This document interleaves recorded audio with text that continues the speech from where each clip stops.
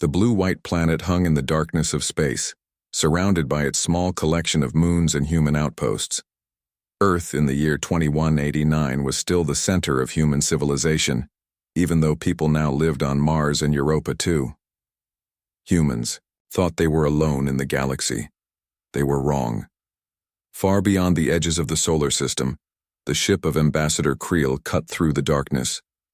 The sleek vessel gleamed like polished silver, moving faster than any human craft ever built.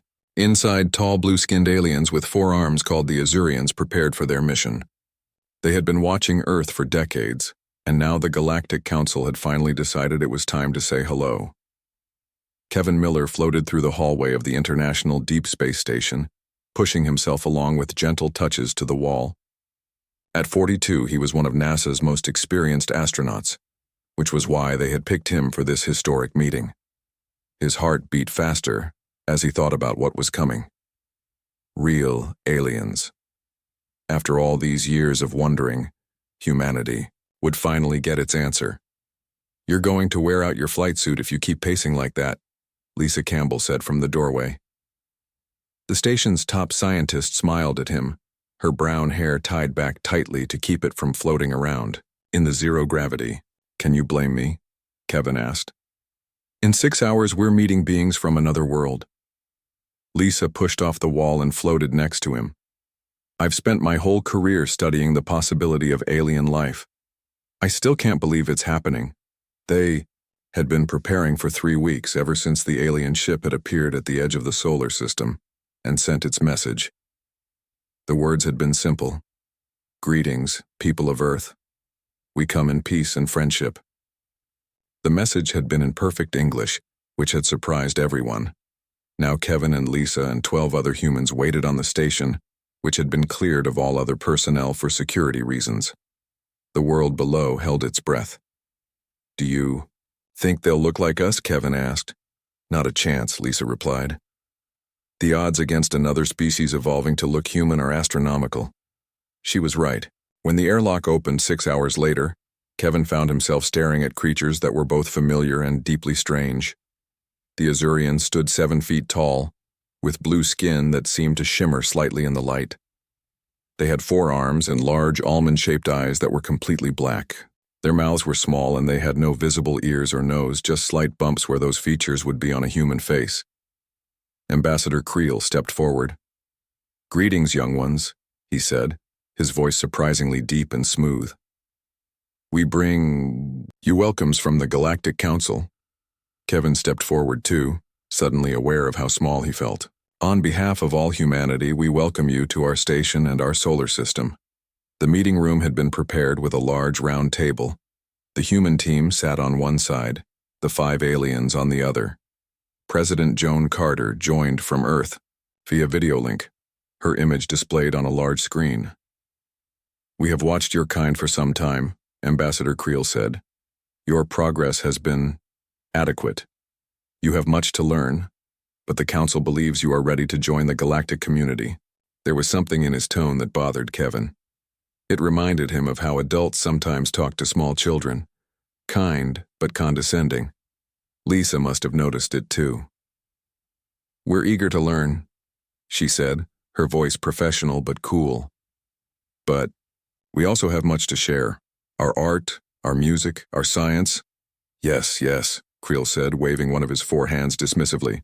"All species believe their contributions are significant. In time, you will find your place." President Carter spoke up from the screen. "Ambassador, we're curious about the Galactic Council. How many species are members?" 23 civilizations currently have full membership," Creel replied. "Some, like yours, are still developing and have observer status only." The conversation continued like this for hours. The aliens shared limited information about faster-than-light travel, the locations of other civilized worlds, and the basic structure of galactic politics. They asked many questions about Earth's resources, population, and military capabilities, which they called standard information exchange. During a break, Kevin showed them a collection of human cultural artifacts they had brought as gifts: art, music recordings, and some archaeological treasures from Earth's ancient civilizations. One item in particular caught the aliens' attention, a small stone tablet from an Egyptian tomb covered in hieroglyphics. It was over 5,000 years old. An elderly alien named Zuth picked it up with his lower set of hands. His black eyes widened slightly as he examined the markings. He whispered something to Creel in their own language, a series of clicks and humming sounds. Kevin didn't miss how the ambassador's posture suddenly stiffened. Creel took the tablet from Zuth, looked at it briefly, then set it down carefully. "Is something wrong?" Lisa asked. "Not at all," Creel said, but his voice had lost its condescending tone. He now sounded formal, almost guarded. "These markings are interesting. Primitive, of course, but interesting." The meeting wrapped up shortly after that. The aliens promised to return in 6 months with representatives from the Galactic Council to formally welcome Earth into the galactic community. As they prepared to leave, Creel approached Kevin privately. "We are curious about your ancient civilizations," he said. "When we return, we would appreciate seeing more artifacts like that tablet." After the aliens left, Kevin found Lisa in the observation deck, watching their ship grow smaller in the distance. "Did they seem strange to you toward the end?" he asked. Lisa nodded. "Something about that tablet spooked them. Did you notice how they barely looked at our technology but couldn't take their eyes off our archaeological samples?" I noticed. "And they went from treating us like kindergartners to acting almost nervous." "Something's not right," Lisa said. "They're hiding something." She looked at Earth glowing blue below them. 6 months gives us time to figure out what." Back on their ship, Ambassador Creel called an emergency meeting with his crew. "Contact the Council immediately," he ordered Zuth. "Priority Alpha." "What will you tell them?" Zuth asked, his voice shaking slightly. Creel looked out the viewport, at the shrinking blue planet. "Tell them we may have found the homeworld of the Shapers. Tell them we may have found the world of the Ancients." He paused. "And may the stars help us all if they remember who they once were." 3 months had passed since the aliens left. The world had changed. Countries that once fought now worked together. Everyone wanted to be ready when the aliens returned. Diane Powell wiped sweat from her forehead as she carefully brushed sand away from the stone wall. The Egyptian sun beat down hard on the archaeological dig site. She had been working here for years, but the past 3 months had been different. The government had doubled her funding after the alien visit. "Dr. Powell, you need to see this," called Sam, one of her assistants. He stood at the entrance to a chamber they had just opened yesterday. Diane climbed carefully down the ladder into the cool darkness below. The beam of her flashlight cut through the dusty air. Sam pointed to a section of wall they had uncovered. "These markings," he said. "They match." Diane moved closer. Her heart beat faster as she examined the ancient carvings.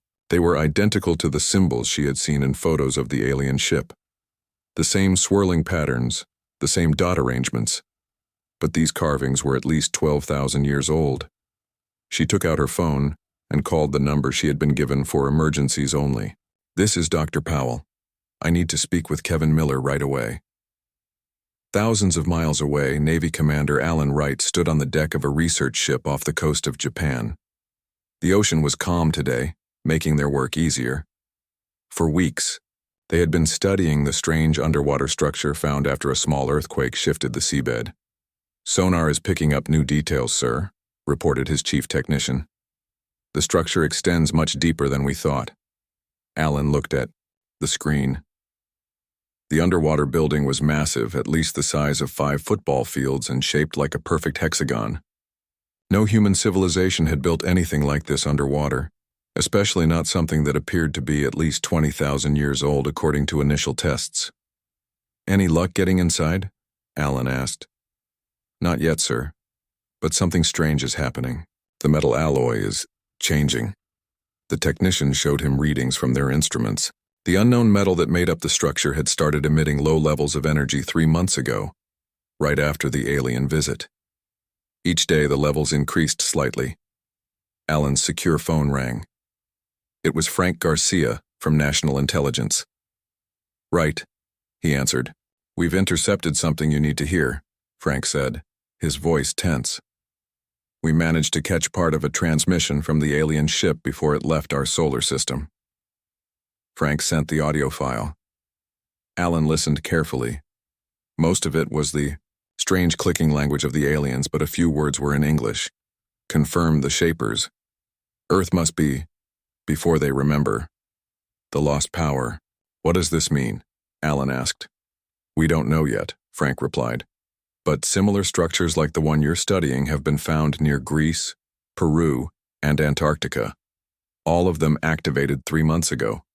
Something's happening, Commander. NASA headquarters. Kevin Miller sat across from Lisa Campbell in a secured conference room. They had been reviewing all the data from the alien visit. Diane Powell found something, Kevin said, showing Lisa the images Diane had sent. The symbols match. Lisa studied the pictures. This changes everything. These carvings are thousands of years old. How could they match alien writing? Maybe the aliens visited Earth before, Kevin suggested. Or maybe, Lisa hesitated, maybe humans visited them. The door opened and President Carter walked in, followed by several advisors. Her face was serious. We've been connecting reports from around the world, she said. Ancient sites are activating. People are having strange dreams of stars and planets they've never seen. And our satellites have detected 7 more alien ships entering the solar system. They'll be here in 2 days, not 6 months like they promised. Kevin felt cold. They're afraid of something. Of us, Lisa said quietly. I think they're afraid of us. President Carter nodded. That's our conclusion too. We need to understand. Why before they arrive? She turned to an aide. Show them. The aide placed a small metal box on the table. It looked ancient, covered in the same symbols from Diane's dig site and the alien ship. This was found in an ice core sample in Antarctica, the president explained. It's over 50,000 years old, but the metal hasn't corroded at all. Lisa reached for the box carefully. As her fingers touched it, the symbols began to glow with a soft blue light. Everyone stepped back, but Lisa remained calm. It feels familiar, she whispered. Slowly, the top of the box opened. A beam of light shot upward, forming a 3-dimensional image in the air above the table. It showed the Milky Way galaxy, with certain stars highlighted. Then the image zoomed in on one particular star, the sun, and focused on Earth. A voice spoke, not in English or any known human language, yet somehow Lisa understood it perfectly. The seed world is awakening. Protocol restoration has begun. Genetic memory locks disengaging. Lisa's eyes widened. Words came from her mouth, but it wasn't her voice speaking. It was deeper, ancient. We are the Shapers. We walked the stars when the galaxy was young. We seeded life on 1,000 worlds. And when darkness came from beyond, we hid ourselves, away, buried our memories in our genes, to survive and one day return. The light faded, and Lisa collapsed. Kevin caught her before she hit the floor. Lisa, are you okay? He asked frantically. Her eyes fluttered open. I remember, she said softly. Not everything, but pieces. Kevin, we're not who we think we are. Humanity isn't young, we're ancient. We ruled the stars once. President Carter looked stunned. If that's true, why did we forget? Why are we only now remembering? Protection, Lisa said, sitting up with Kevin's help. We were hiding from something terrible that came from outside the galaxy. We erased our own memories, regressed our technology, hid ourselves on Earth to evolve again naturally. And the aliens know this? Kevin asked. Some of them must, Lisa replied. The older species. They've been using our leftover technology, building their civilization on our foundation. The room fell silent as everyone processed this information. Finally, President Carter spoke. If we were once powerful enough to seed life across the galaxy, then we have technology somewhere that could help us now. We need to find it before those ships arrive. The underwater structures, Kevin suggested. They must be part of it. Lisa nodded. And I think I know how to activate them. The genetic memory that's unlocking in me, it contains instructions. Outside, the sky darkened as clouds gathered unnaturally fast. Strange lights began to appear in the atmosphere worldwide. Phones rang as reports came in from every corner of the planet. Something big is happening, President Carter said, looking out the window. Yes, Lisa agreed, a new confidence in her voice. We're waking up, and I don't think our visitors are going to like it. The alien ships arrived with no warning.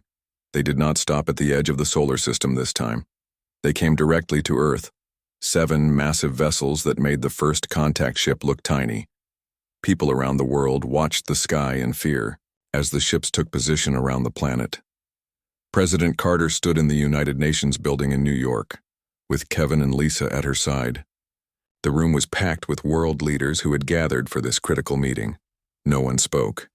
They all watched the large doors at the end of the hall. When the doors opened, the aliens who entered were not the same as before. These were not the blue-skinned Azurians. These aliens stood 9 feet tall with gray skin that looked like stone. They wore black armor that seemed to absorb light. Their leader had red markings on his face and cold eyes. I am High Commander Zorth of the Mikari, he announced, his voice echoing through the hall. I speak for the Galactic Council. Your situation has changed. President Carter stepped forward. We welcome you to Earth, though we expected Ambassador Creel and the Azurians, not your kind. Zorth made a sound like rocks grinding together. It might have been a laugh. The Azurians are diplomatic.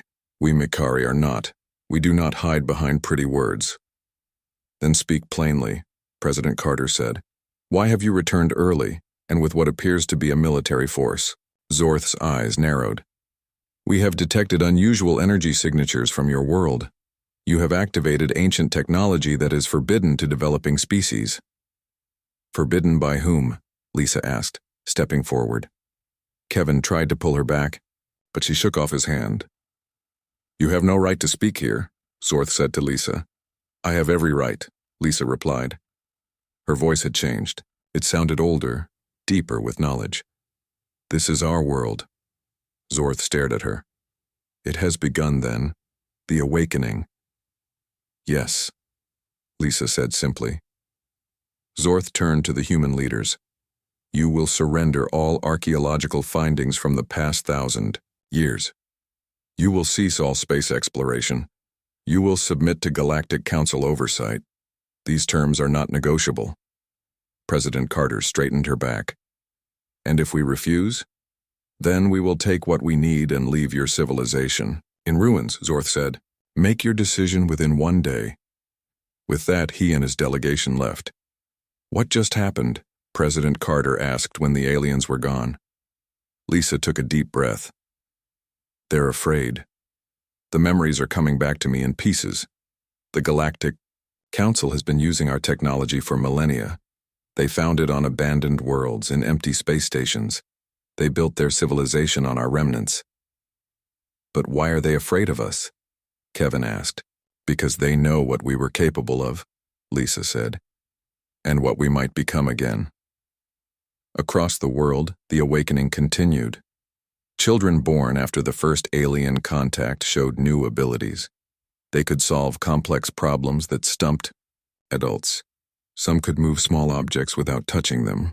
Others spoke languages they had never learned. At the underwater structure near Japan, Commander Alan Wright and his team finally gained entry. The massive door opened on its own after scanning Alan's hand. Inside, they found rooms filled with technology that looked both ancient and far more advanced than anything on Earth. What is all this? Alan's technician asked in awe. Our heritage, Alan said. He didn't know how he knew that, but he was certain. The knowledge was surfacing in his mind like memories long forgotten. In the center of the structure, they found a control room. Alan approached the main console, which lit up as he neared. Symbols appeared on the screens, the same symbols from Diane Powell's dig site. Sir, do you understand these? Asked the technician.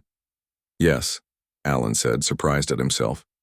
It's a system designed to repair Earth's environment. to reverse the damage we've done. His hands moved over the controls, guided by knowledge he didn't remember learning. The structure hummed to life.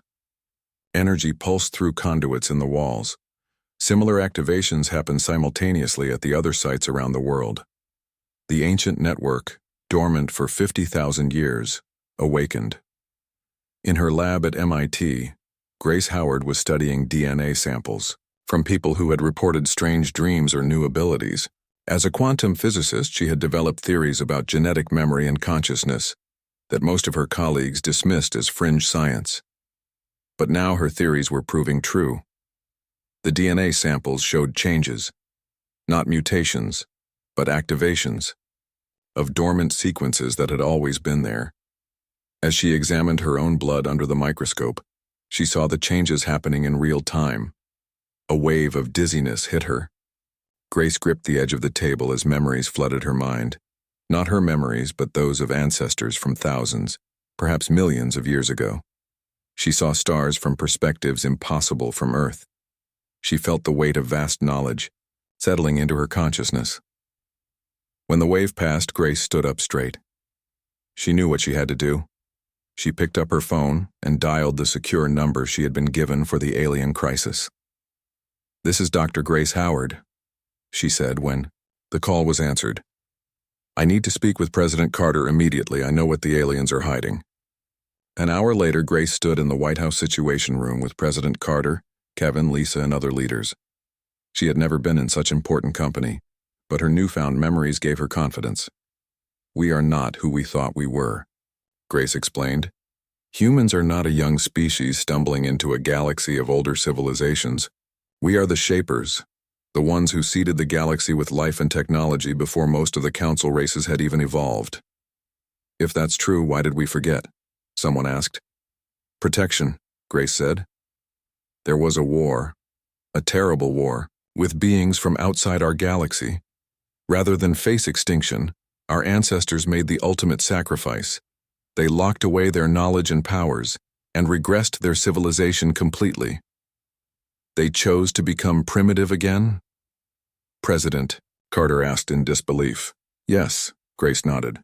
"They encoded their knowledge and technology into their DNA, designed to reawaken gradually after enough time had passed. They scattered throughout this world, becoming the ancestors of all modern humans."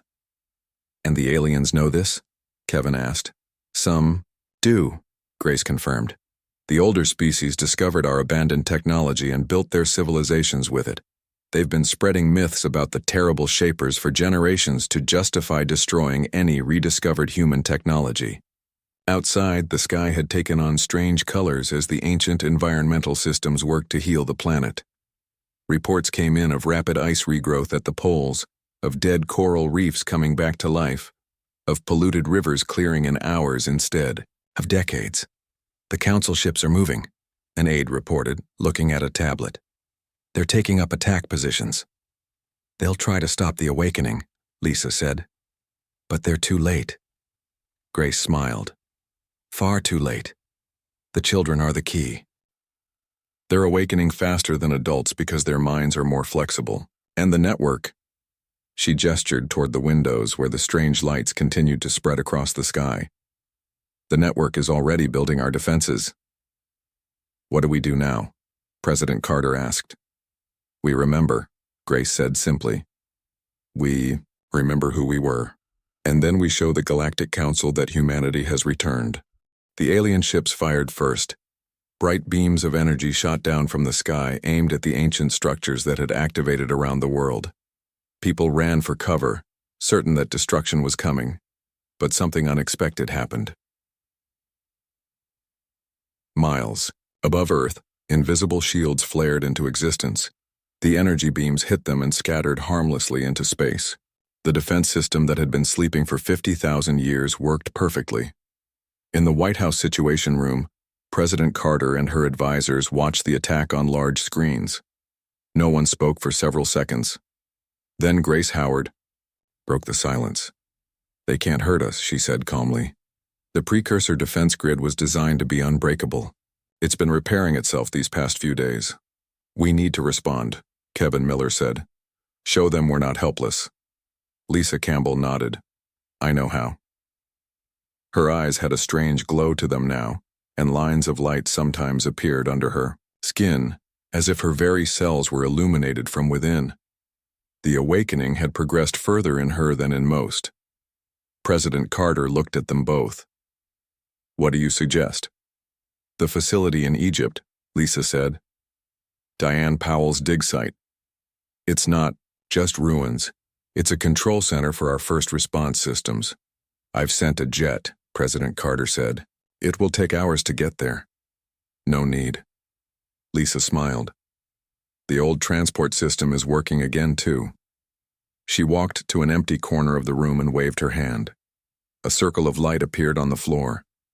It expanded until it was large enough for a person to stand in. Step in, Lisa said. Think of Diane's coordinates. The system will do the rest. Kevin looked uncertain, but did as she asked. He stepped into the circle, thought of the Egyptian dig site, and vanished in a flash of light. Grace followed, then Lisa herself. They appeared instantly in the underground chamber where Diane Powell was studying the wall of symbols. She jumped back in surprise. How did you— No time to explain, Lisa interrupted. We need to access the defense controls. Working together, Lisa and Grace pressed specific symbols on the wall in a complex pattern. The entire wall slid aside, revealing a room beyond that glowed with soft blue light. Inside was what looked like a throne made of crystal and metal. The command seat, Grace said with reverence. Lisa sat in it. Immediately the chair adjusted to her form and lights flickered around her head, forming a kind of crown. Her eyes closed. Can see them, she whispered. All the ships, their weapons, their shields. Her voice changed, becoming deeper and more resonant. I can see the Council fleet gathering beyond Mars. 23 ships, much larger than these 7. What are you going to do? Kevin asked. Show them who we were, who we are becoming again. Outside, across the entire planet, the strange lights in the sky brightened. Giant holographic images appeared in the air above major cities. Images of stars, planets, and ancient ships that looked nothing like the alien vessels. The images showed humans as they once were, spreading across the galaxy, building wonders, creating new forms of life on barren worlds. In New York, High Commander Zorth and his delegation watched these displays with growing horror. It's too late, whispered one of his advisors. The Shapers remember. Not completely, Zorth hissed. Not yet. We still have time to end this. He raised a device to his mouth and spoke rapid commands. Above, the 7 ships began to glow with increased power. But before they could fire again, something new appeared in Earth's sky. From hidden bases beneath the oceans, mountains and deserts of Earth, ships rose. They were sleek and beautiful, formed of a metal that shimmered like pearl and glowed with inner light. Dozens, then hundreds of vessels, each one far more advanced than anything the Council races had. In orbit, these ancient human ships took position around the alien vessels, not attacking, simply waiting. From her control seat in Egypt, Lisa reached out with her mind through the awakened network. Her thoughts touched the alien commander's ship. High Commander Zorth, she said, her voice projected directly into the alien vessel. This is Lisa Campbell of Earth. We request that you stand down. Zorth's reply was angry. You have no authority, human. The Galactic Council rules this sector. The Galactic Council exists because we allowed it to form, Lisa responded.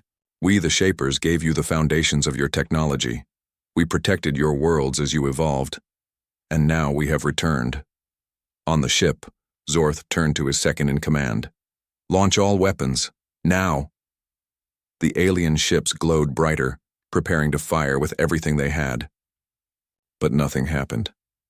Their weapons would not respond. In Egypt, Lisa smiled sadly. You don't understand yet. Your weapons cannot harm us because we designed them. All Council technology is based on Shaper principles, and we built in limitations. No creation of ours can ever be used to destroy us. Underground, Diane Powell had been digging deeper into the newly revealed chamber. She found another room with a large crystal table. When she touched it, it lit up and showed a three-dimensional map of the galaxy. "Lisa," she called, "you need to see this." Lisa left the command seat and joined Diane. Grace and Kevin followed. The map showed thousands of points of light scattered throughout the galaxy. Some were bright, others dim. "What is this?" Kevin asked. "Our legacy," Grace said with wonder. "Each light is a Shaper outpost or colony. The bright ones have awakened. Like Earth, the dim ones are still dormant." Diane pointed to the edge of the galaxy. "Look at this. Beyond the galaxy's rim, a darkness was approaching. Not just the absence of stars, but something that seemed to devour light itself." "The enemy," Lisa whispered. "The reason our ancestors went into hiding.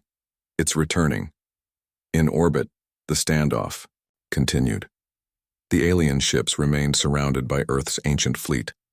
Then a new signal came through, not from the 7 ships, but from deeper in space. A face appeared on screens in the Egyptian chamber and in the White House. It was gray-skinned like Zorth, but older, with eyes that held wisdom rather than anger. "I am Elder Kalos of the Mikari, senior member of the Galactic Council," the alien said. "I request permission to approach Earth with a diplomatic vessel. There is much we must discuss." President Carter, watching from Washington, looked at Lisa's image on her screen. Lisa nodded. "Permission granted," the president replied. "We will meet you." As the diplomatic ship approached, something extraordinary happened across Earth. More and more humans began to awaken to their genetic memories, not all at once and not completely, but enough to understand the truth. They were not victims in this story. They were not a young species about to be crushed by ancient powers. They were the ancients, the shapers of stars, the first ones who had seeded the galaxy with life.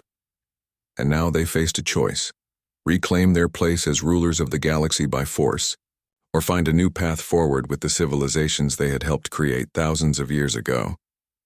Kevin looked at Lisa, whose eyes now shone with the light of ancient knowledge. "What happens now?" "Now," she said, "we remember not just our power, but our wisdom, and we prepare for the real fight that's coming." The meeting room was silent as Elder Kalos finished speaking. He had told the human representatives the full truth at last. How the Galactic Council had found abandoned Shaper technology thousands of years ago. How they had built their civilizations with it.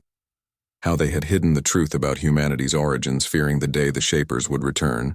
"We believed you chose to forget yourselves," Elder Kalos said. His voice was tired.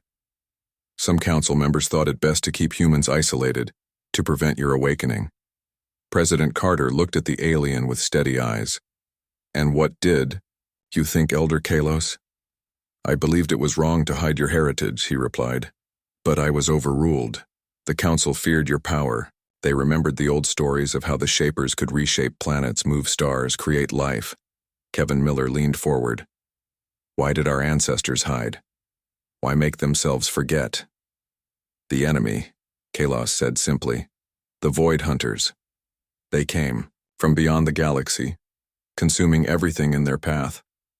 Your ancestors fought them for centuries, nearly destroyed themselves doing so." "But they won," Lisa Campbell said. "It wasn't a question." "Yes," Kalos nodded.